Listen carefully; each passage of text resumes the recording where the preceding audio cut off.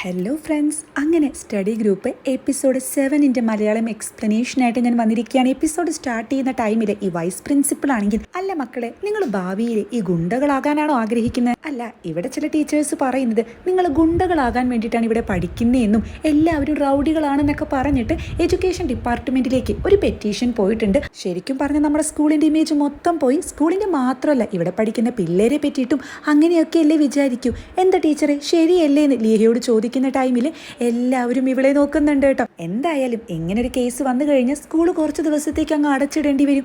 അതെന്തായാലും വരട്ടെ. ഈ പിള്ളേരെ പറ്റിയിട്ട്, അതും ഈ നല്ല പിള്ളേരെ പറ്റിയിട്ട് ഇങ്ങനെയൊക്കെ അപവാദം പറഞ്ഞുണ്ടാക്കാൻ പറ്റൂ. അതുകൊണ്ട് മിസ് അങ്ങ് ഓപ്പൺ ആയിട്ട് ഇവരോട് അങ്ങ് സോറി പറഞ്ഞേക്കെന്ന് പറയുമ്പോൾ ഈ പിള്ളേഴ്സ് ആണെങ്കിലും ശരിയാ മിസ് സോറി പറയണം എന്നൊക്കെ പറഞ്ഞ് ബഹളം വെക്കുന്നതും, ലീഹയാണെങ്കിൽ ആദ്യം ഒന്നും മടിക്കുന്നുണ്ടെങ്കിലും സ്റ്റേജിലേക്ക് വരുന്നുണ്ട്. അതിനുശേഷം ഇവൾ പറയുന്നുണ്ട്, ഞാൻ ഈ സ്കൂളിലേക്ക് വന്നിട്ട് കുറച്ചേ ആയിട്ടുള്ളൂ, എന്നാൽ അതിനേക്കാൾ കൂടുതൽ എനിക്ക് സ്കൂളിനെ പറ്റി അറിയാം. എൻ്റെ ടീച്ചർ വഴിയെന്ന് പറഞ്ഞ് ടീച്ചറുടെ പേര് പറയുന്ന ടൈമിൽ വൈസ് പ്രിൻസിപ്പളും പിഹാനും അതുപോലെ പാർക്കൊക്കെ ഒന്ന് ഷോക്ക് ആകുന്നുണ്ട് കേട്ടോ. അതിനുശേഷം അവരുടെ പാസ്റ്റിലെ സീനാണ് കാണിക്കുന്നത്. അതായത് ഇവളുടെ ഫേവറേറ്റ് ടീച്ചറുടെ ഒപ്പം ബർത്ത്ഡേക്ക് ഇവർ ഫുഡ് കഴിക്കുന്നതും. അപ്പോൾ ടീച്ചറാണെങ്കിൽ ഇപ്രാവശ്യത്തെ ടീച്ചർ സർട്ടിഫിക്കേഷൻ എക്സാം എങ്ങനെ ഉണ്ടായിരിക്കും എന്നൊക്കെ ചോദിച്ചിട്ട്, അതായത് ഇവർ തമ്മിൽ ഇപ്പോഴും കണക്ഷൻ ഉണ്ട്. അപ്പോൾ ലീഹയാണെങ്കിൽ, അല്ല പുതിയ സ്കൂളിൽ എന്തെങ്കിലും പ്രശ്നമുണ്ടോ, എന്താ കാര്യം എന്നൊക്കെ ചോദിക്കുമ്പോൾ, അത് കുഴപ്പമൊന്നുമില്ല, ചില പ്രശ്നങ്ങളൊക്കെ ഉണ്ടെന്ന് പറയുന്നതും, എന്തിനാ പിന്നെ അങ്ങോട്ട് പോയെന്ന് ഇവളവിടെ ചോദിക്കുന്നുണ്ട്. അതിനെ പറ്റിയൊന്നും ആലോചിച്ച് നീ ടെൻഷൻ അടിക്കേണ്ടെന്ന് പറയുന്ന ടീച്ചറാണെങ്കിൽ, ലീഹ പഠിക്കുന്ന ടൈമിൽ എന്തോ കുസൃതി ഒപ്പിച്ചിട്ട് ഇതിൻ്റെ പേരിൽ മുട്ടുകുത്തിയിരുത്തിയിട്ടുണ്ടായിരിക്കും കേട്ടോ. അപ്പോൾ ആ ഫോട്ടോയൊക്കെ കാണിച്ചു കൊടുക്കുന്നതും ഇവളെ കളിയാക്കുന്നതായിട്ടുള്ളൊരു സീനാണ് ആലോചിക്കുന്നതായിട്ട് അവിടെ കാണിക്കുന്നത്. എന്തായാലും ഞാൻ പറഞ്ഞ കാര്യത്തിൽ നിന്ന് ഞാൻ പിന്മാറുന്നില്ല. എനിക്കൊരു കുറ്റബോധവും ഇല്ല. ഇവിടെ ഇനി ഒരു വിക്ടിംസ് പോലും ഉണ്ടാവാൻ ഞാൻ സമ്മതിക്കില്ല. ഇനി ആരെങ്കിലും അതിന് ശ്രമിക്കുകയാണെങ്കിൽ, അത് എത്ര കൊമ്പത്തുള്ള ആളാണെങ്കിലും ഞാൻ ക്ഷമിച്ചു മാറി നിൽക്കത്തില്ല എന്നൊക്കെ പറയുന്ന ടൈമിൽ വൈസ് പ്രിൻസിപ്പൾ ആണെങ്കിലും ദേഷ്യത്തിൽ അവിടേക്ക് വന്ന മൈക്ക് പിടിച്ചു വാങ്ങുന്നുണ്ട്. ഇതേ ടൈമിൽ തന്നെയാണ് കഴിഞ്ഞ എപ്പിസോഡിൽ ലാസ്റ്റ് കാണിച്ച സീൻ. അതായത് യുഗാമിൻ വന്ന് പിഹാന്റെ മോന്ത കിട്ടുന്നു കൊടുക്കുന്നതും പിഹാനും ഇതിന് തിരിച്ചു കൊടുക്കുന്നുണ്ട് കേട്ടോ. എന്നാൽ യുഗാമിൻ ആണെങ്കിലോ, നിനക്കിപ്പോൾ നൊന്തുവല്ലേ, നല്ല വേദന തോന്നുന്നുണ്ടല്ലേ, നീയും ഞങ്ങളെ പോലെ സാധാരണ ഒരു മനുഷ്യനെന്ന് പറയുന്നതും ഈ പഞ്ച് ഡയലോഗിലൂടെയാണ് എപ്പിസോഡ് സ്റ്റാർട്ട് ചെയ്യുന്നത്. അങ്ങനെ ഈ ഗോസിപ്പ് പറയുന്ന മൂവർ സംഘം ഉണ്ടല്ലോ, അവരാണെങ്കിൽ എന്നാലാ യുഗാമിനെ സമ്മതിക്കണല്ലേ, എന്ത് ധൈര്യത്തോടു കൂടിയ അമ്മാതിരി അടിയല്ലേ പിഹാനെ അടിച്ചെന്നൊക്കെ പറയുമ്പോൾ, അയ്യോ പതുക്കെ പറ, നമ്മൾ യുഗാമിനെ സപ്പോർട്ട് ചെയ്ത് സംസാരിക്കുന്നത് ആരെങ്കിലും കേട്ടാ, അതും പിഹാന്റെ ചെവിയിൽ എത്തിച്ച നമ്മുടെ കഥ കഴിഞ്ഞു എന്ന് ഇവർ പറയുന്നതും. ഇതേ ടൈമിൽ ഈ അടി കണ്ട 3 പേരുണ്ടല്ലോ, അവർ ഈ റൂഫ് ടോപ്പിൽ കിടക്കുകയായിരിക്കും. അപ്പോൾ അതിലൊരുത്തനാണെങ്കിൽ ഈ വെള്ളമുടിയുള്ള പയ്യനുണ്ടല്ലോ, അവനോട്, അല്ല എന്താ ഉദ്ദേശിക്കുന്നത്, ഈ ഒരു സിറ്റുവേഷനിലും നീ എന്തായിരുന്നു പഠിക്കുകയാണെന്ന് ചോദിക്കുന്നുണ്ട്. അതായത് ഇവരുടെ കയ്യിൽ ഈ ചെറിയ നോട്ട് പാഡ് പോലെ എന്തൊക്കെയോ ഉണ്ടായിരിക്കും കേട്ടോ. ആ പീറ പയ്യനായിട്ട് ഫൈറ്റിങ്ങിൽ തോറ്റു. പിഹാൻ ഇത് അറിഞ്ഞു കഴിഞ്ഞാൽ പറയേണ്ട ആവശ്യമില്ലല്ലോ, ബാക്ക് ഫൈറ്റേഴ്സിൽ നിന്ന് നമ്മൾ പുറത്താകും, പിന്നെ നമ്മൾ എങ്ങനെ ജീവിക്കുക എന്നൊക്കെ ചോദിക്കുമ്പോൾ, ഈ വെള്ളമുടിക്കാരനാണെങ്കിൽ നിനക്കിപ്പോൾ എന്താ പൈസ ഉണ്ടാക്കുന്ന കാര്യം ആലോചിച്ചിട്ടാണോ ടെൻഷൻ എന്ന് ചോദിക്കുമ്പോൾ, പിന്നെ എങ്ങനെ പൈസ ഉണ്ടാക്കുമെന്ന് നീ പറയുന്നത്, ഇതിൽ നിന്ന് അത്യാവശ്യം പൈസയൊക്കെ കിട്ടുന്നതല്ലേ എന്ന് പറഞ്ഞ് ഇവർ രണ്ടുപേരും ഫൈറ്റ് ആകുന്ന ടൈമിൽ, നീ വലിയ പുണ്യാളനൊന്നും ആവണ്ട, നിന്റെ മുത്തച്ഛൻ എന്ന് പറഞ്ഞ് ഈ വെള്ളമുടിക്കാരനോട് ഇവൻ എന്തോ പറയാൻ വരുന്നുണ്ട്. അപ്പോഴേക്കും മറ്റൊരുത്തനാണെങ്കിൽ അത് തടയുകയാണ് ചെയ്യുന്നത് കേട്ടോ. എൻ്റെ മുത്തച്ഛന് എന്താ പ്രശ്നം ഇവൻ ചോദിക്കുമ്പോൾ, ഒന്നുമില്ല എന്ന് പറഞ്ഞ് ഈ ഫ്രണ്ട് അവിടെ നിന്നും പോകുന്നുണ്ട്. ഈ വൈറ്റ് ഹെയർ ഉള്ള ആളെ സുൻചോൾ എന്ന് ഇപ്പോൾ വിളിക്കാം. ഇതേ ടൈമിൽ ആ തൊപ്പിക്കാരനാണെങ്കിൽ പിഹാനോട് യുഗാമിൻ്റെ കാര്യം ഞാൻ ആദ്യം മുതലേ പറഞ്ഞതാ ശ്രദ്ധിക്കണമെന്ന്, ഇപ്പം എന്തായി എന്ന് ചോദിക്കുമ്പോൾ, പിഹാനാണെങ്കിലും എന്നാലും ആ ലീഹ ടീച്ചറെ കണ്ടപ്പോഴേ എനിക്ക് തോന്നി ആ ടീച്ചറുമായിട്ട് നല്ല സാമ്യമുണ്ട് സ്വഭാവത്തിലെന്ന്. ഹാളിൽ ടീച്ചറായിരുന്നുവെന്ന് ഞാൻ അറിഞ്ഞില്ല എന്ന് പറയുമ്പോൾ തൊപ്പിക്കാരൻ അടിപൊളിയായിട്ടുണ്ടെന്ന് അവിടെ പറയുന്നതും, പിഹാനാണെങ്കിലും ആരെയോ ഫോണിൽ വിളിക്കാൻ നോക്കുകയാണ്. എന്താ കാര്യമെന്ന് ചോദിക്കുന്ന തൊപ്പിക്കാരനോട്, അവൾ പറഞ്ഞത് പിള്ളേരെയൊക്കെ പ്രൊട്ടക്റ്റ് ചെയ്യുന്നല്ലേ, നോക്കട്ടെ അവൾ എത്രയൊക്കെ പ്രൊട്ടക്റ്റ് ചെയ്യുന്ന എനിക്കൊന്ന് അറിയണമെന്ന് പറഞ്ഞ് എന്തോ ഒന്ന് പ്ലാൻ ചെയ്യുന്നുണ്ട്. പിന്നീട് കാണിക്കുന്നത് ഈ സുൻചോൾ ഉണ്ടല്ലോ, ആളുടെ മുത്തച്ഛൻ ആശുപത്രിയിലായിരിക്കട്ടെ, എന്തോ അസുഖമൊക്കെ ആയിട്ട്. അപ്പോൾ ഇവനോട് നന്നായി പഠിക്കണം, അതുപോലെ ഇന്ന എക്സാം എഴുതണം എന്നൊക്കെ പറയുമ്പോൾ, ഞാൻ പഠിക്കുന്നുണ്ട് മുത്തച്ഛ എന്നൊക്കെ ഇവൻ പറയുന്നതും, ഇവൻ മുത്തച്ഛനെ നന്നായി സ്നേഹിക്കുന്നുണ്ട്. ഹോസ്പിറ്റലിൽ പൈസ അടയ്ക്കാൻ കുറച്ച് ലേറ്റ് ആകുന്ന ടൈമിൽ ഇതുവരെ കൃത്യമായിട്ട് അടയ്ക്കുന്നത് കൊണ്ട് തന്നെ കുറച്ച് ടൈം നീട്ടിത്തരാന്ന് ഇവർ പറയുന്നുണ്ട്. പിന്നീട് ഇവൻ ഡ്രിങ്ക്സ് കഴിക്കുന്ന ടൈമിലാണ് അങ്ങോട്ട് യുഗാമിൻ വരുന്നതും, എനിക്കറിയില്ലായിരുന്നു നിന്റെ അമ്മയ്ക്ക് വേണ്ടിയിട്ടാണ് നീ പിഹാനെ അടിക്കാൻ വന്നതെന്ന്, സോറി എന്നൊക്കെ പറയുമ്പോൾ യുഗാമിനാണെങ്കിൽ, അത് കുഴപ്പമില്ല, അല്ല താൻ എന്തിനാ ഈ പിഹാൻ പറയുന്നതൊക്കെ കേൾക്കാൻ പോകുന്നത്, തനിക്ക് പഠിക്കാൻ ഇൻട്രസ്റ്റ് ഉണ്ടല്ലേ എന്ന് ചോദിക്കുന്നതും. അതായത് നേരത്തെ ഫൈറ്റ് ചെയ്ത ഒരു സീനിൽ ഇവൻ നിലത്ത് വീഴുമ്പോൾ ഇവൻ്റെ പോക്കറ്റിൽ നിന്നും ആ ഒരു നോട്ട് പാഡൊക്കെ വീഴുന്നത് യുഗാമിൻ ശ്രദ്ധിച്ചിരുന്നു. ഇതിനെ പറ്റിയിട്ടാണ് ചോദിക്കുന്നത്. പഠിച്ചിട്ട് എന്ത് കാര്യമുള്ളതെന്ന് ചോദിക്കുന്ന സുൻചോളിനോടാണെങ്കിൽ കോളേജിലേക്ക് പോകാലോ എന്ന് യുഗാമിൻ പറയുമ്പോൾ, എന്നിട്ടെന്താ, അതെ ഞാൻ ഇങ്ങനെ പോവുകയാണെങ്കിൽ എനിക്ക് YB കൺസ്ട്രക്ഷനിൽ ജോയിൻ ചെയ്യാൻ പറ്റും, അതൊരു വലിയ കാര്യമല്ലേ, പഠിച്ചിട്ട് വലിയ കാര്യമൊന്നും ഇല്ല എന്ന് ഇവൻ പറയുന്ന ടൈമിലാണ് ഇവൻ്റെ ഫ്രണ്ട് ഉണ്ടല്ലോ നേരത്തെ ഫൈറ്റിങ്ങിലൊക്കെ ഉണ്ടായിരുന്ന, അവൻ വിളിക്കുന്നതും, അവരിറങ്ങിയിട്ടുണ്ട്, നീ എവിടെയെങ്കിലും ഒളിക്കുന്നൊക്കെ പറയുന്ന ടൈമിലാണ് ഈ ബാക്കപ്പ് ഫൈറ്റേഴ്സിൻ്റെ ട്രെയിനേഴ്സ് ഉണ്ടായിരിക്കും കേട്ടോ, ചേന്നും കിം എന്നാണ് പേര്.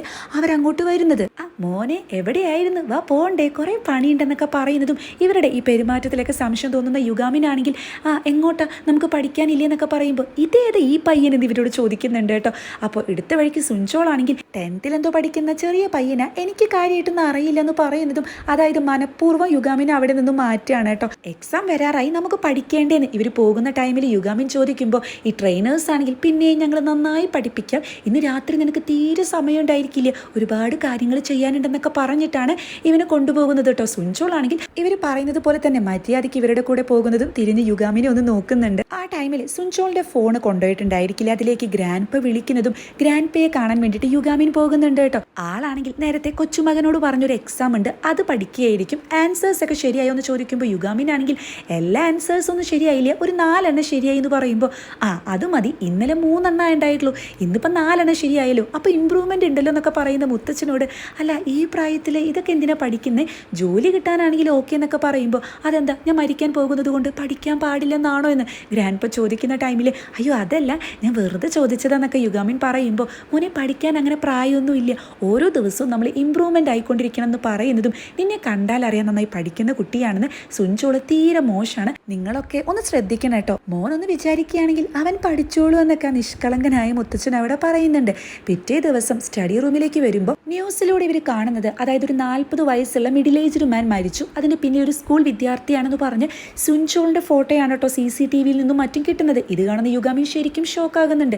സെയോനാണെങ്കിൽ ഇത് പിഹാന്റെ കൂടെ നടക്കുന്ന ബോഡി ഗാർഡ് അല്ലേ എന്നൊക്കെ ചോദിക്കുന്നതും യുഗാമിൻ ആകെ നെർവസ് ആകുന്നത് കണ്ട് എന്തെങ്കിലും പ്രശ്നമുണ്ടോ എന്ന് സെയോൻ അവിടെ ചോദിക്കുന്നുണ്ട്. ആ ടൈമിലാണ് ലീഹയും ആ ഡിറ്റക്റ്റീവും കൂടി അങ്ങോട്ട് വരുന്നതും ഇന്നലെ സുൻചോൾ തന്റെ കൂടെ ഉണ്ടായിരുന്നു അല്ലേ എന്ന് ചോദിക്കുമ്പോൾ സെയോനും മറ്റുമാണെങ്കിൽ എപ്പോ എന്ന് അവിടെ ചോദിക്കുന്നുണ്ട്. പിന്നീട് ക്വസ്റ്റ്യൻ ചെയ്യുമ്പോൾ ഇവനാണെങ്കിൽ ഉണ്ടായ കാര്യമൊക്കെ അവിടെ പറയുന്നുണ്ട്.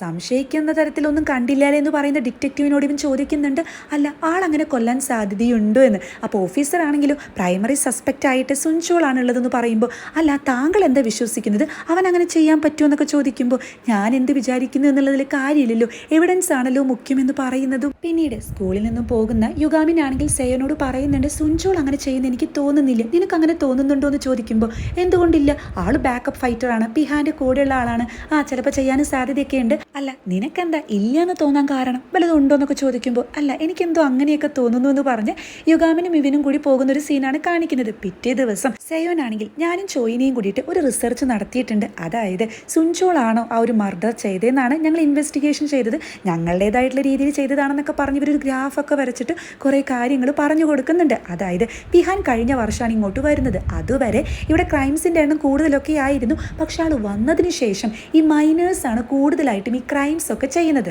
അതുവരെ അഡൾട്ട് ആയിരുന്നു ഈ ക്രൈം ഒക്കെ ചെയ്യുന്നത് എങ്കിൽ ഇവൻ വന്നതിന് ശേഷം ഈ ആക്രമണങ്ങളൊക്കെ ചെയ്യാൻ തുടങ്ങിയത് മൈനേഴ്സാണ്, അതിൻ്റെ കാരണം എന്താണെന്ന് അറിയുമെന്ന് ചോദിക്കുമ്പോൾ ലീജുൻ ആണെങ്കിൽ എനിക്കറിയാം ലുക്ക് വെച്ചിട്ടായിരിക്കും എന്ന് പറയുമ്പോൾ ചോയിനിയാണെങ്കിൽ കറക്റ്റ് എന്നവിടെ പറയുന്നതും സെയോനാണെങ്കിൽ നീ എന്തുവാ പറയുന്നതെന്ന് ചോയിനിയോട് ചോദിക്കുന്നുണ്ട് കേട്ടോ. അപ്പോൾ ഇത് കേൾക്കുന്ന യുഗാമിനാണെങ്കിൽ വയസ്സ് കാരണമാണോ എന്ന് ചോദിക്കുന്നതും ഇത് കേൾക്കുന്ന ജിബു ആണെങ്കിൽ അപ്പം നിന്റെ തലയ്ക്കകത്ത് താമസം ഉണ്ടല്ലേ എന്നാണ് കേട്ടോ അവിടെ ചോദിക്കുന്നത്. ഇത് കേൾക്കുന്ന സെയോനാണെങ്കിൽ കറക്റ്റ് വയസ്സ് കാരണം, അതായത് ഈ മൈനേഴ്സാണ് ഇതുപോലത്തെ കുറ്റകൃത്യങ്ങളൊക്കെ ചെയ്യുന്നത് എന്നുണ്ടെങ്കിൽ അവരുടെ ശിക്ഷ കുറവായിരിക്കും, ജുവനൈലിലേക്കായിരിക്കും അവർ പോകുന്നത്, ഒരു 2-3 വർഷം ജയിലിൽ കടന്നു കഴിഞ്ഞാൽ അവർക്ക് സുഖമായിട്ട് ഇങ്ങോട്ട് ഇറങ്ങി പോരാന്നൊക്കെ പറയുന്നതും ഇവരെല്ലാവരും സൈലന്റ് ആയിട്ട് ഇങ്ങനെ ഇരിക്കുകയാണ്. അപ്പോൾ ചോയിനിയാണെങ്കിൽ അപ്പോൾ വയസ്സ് കുറവാണെങ്കിൽ ശിക്ഷ അത്ര കിട്ടത്തില്ലേ എന്ന് പറഞ്ഞ് ഓവറായിട്ട് ആക്ട് ചെയ്യുന്നത് കാണുന്ന ജിവു ആണെങ്കിൽ അതെ ഇത്രയ്ക്കും ആക്ട് ചെയ്ത് ചോദിക്കേണ്ടെന്ന് പറയുമ്പോൾ അല്ല നിങ്ങളിങ്ങനെയായിരുന്നു ചോദിക്കേണ്ടത്, അവൻ കുറേ റിസർച്ചൊക്കെ നടത്തി കൊണ്ടുവന്നതല്ലേ, പക്ഷെ നിങ്ങളാരും ചോദിച്ചില്ല എന്ന് പറയുമ്പോൾ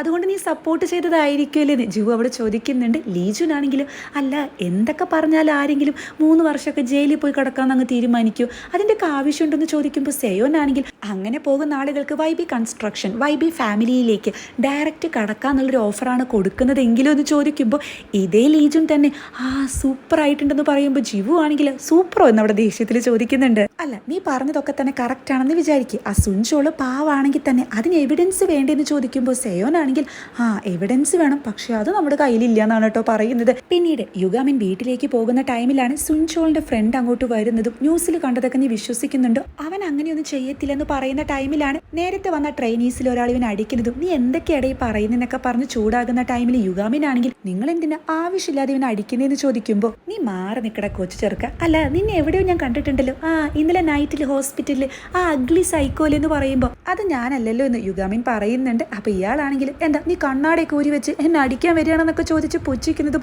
പറയേണ്ട ആവശ്യമില്ലല്ലോ. യുഗാമിന്റെ ഒരു ഒറ്റയടിക്ക് ഇയാൾ നിലത്തങ്ങ് വീഴുന്നുണ്ട്.